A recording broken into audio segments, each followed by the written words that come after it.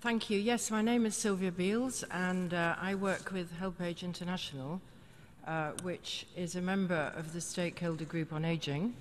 We represent issues on interests of 800 million people of 60 plus worldwide. And to begin, I want to thank all of you in this room and not in this room behind the process, which has allowed older people voice and participation in this process. This has been a very transformative opportunity for us and for others too. We've been very struck how the interventions this morning and in this session have underlined agreement about the fundamental principle of leaving no one behind in the framework, which we really welcome.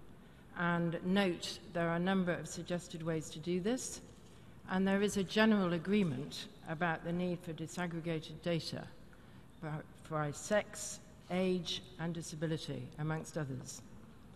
And we want to underline why specific attention to aging across all the goals and targets and indicators is so important, and to give some concrete suggestions as to how this can be done. But first of all, a few facts.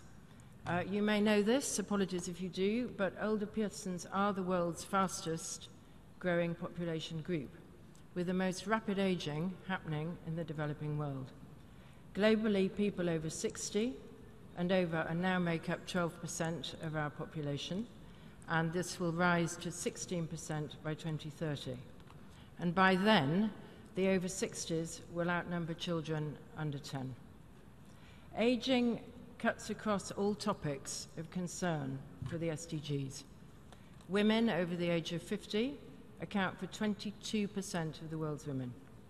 44.6% of people over 65 are likely to have a disability or various. 3/4 of NCDs occur in the older age group.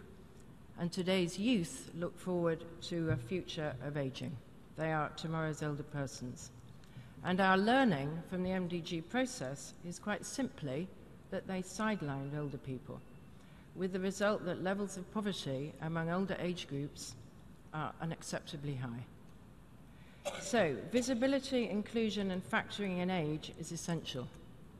Archbishop Desmond Tutu has just released a video saying, "I am Desmond Tutu. I am 83 years old. I am for all ages, and I count." So let us hear him. And like him, older people across the world call to be counted in and to be recognized as assets and essential contributors to the economic, political, and social health of our communities.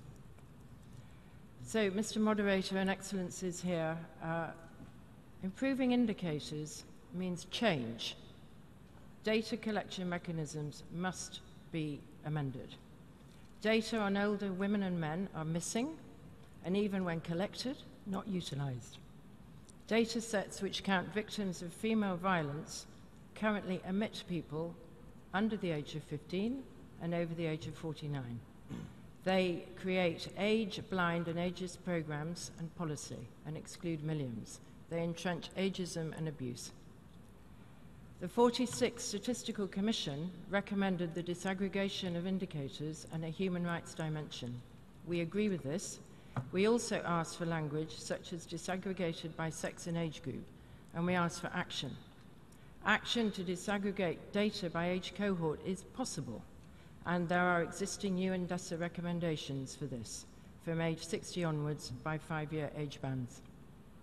For the global framework to drive programs, we suggest a full review and analysis at the global level to examine what life course data exists and where there are gaps.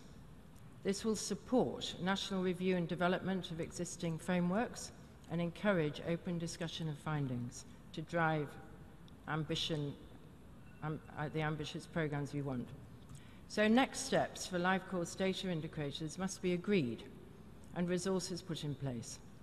We suggest regular opportunities at national and global level for multi-stakeholder discussions on essential data and the tools we need for effective monitoring and transparency. We can build on existing tools and data sources, but new data sources and partnerships to produce this data are required. The reviews will help us gauge how we're doing. So our core recommendations are: first, cross-cutting life course indicators across the goals and targets must be there. This will pick up shared issues of aging, gender, disability, and other issues. We should review this through our ongoing and open statistical dialogues. Civil society and others have insights and innovation to share. Second, investment in national statistical capacity and proper financing, echoing what has been said here by member state representatives, to support both improved life course statistics and innovative programs, including non-traditional sources of data. We hope that FFD will pick this up. Regular dialogue, thirdly, regular dialogue and review at national, regional and global levels will strengthen information sharing and collaboration. Bringing together government, statistical bodies, civil society and others, including the private sector, for regular review can be done. Fourthly, we want all UN agencies to incorporate ageing in their work and research and publish what they know and what they are doing. Finally, to say we welcome the data revolution. It is time for change. We have the tools and the technical capacity for it. Do we have the political will to put in place the mechanisms for it? And we in the community of aging stand ready to support and be your partners in what we believe is the core to the transformative agenda. Thank you.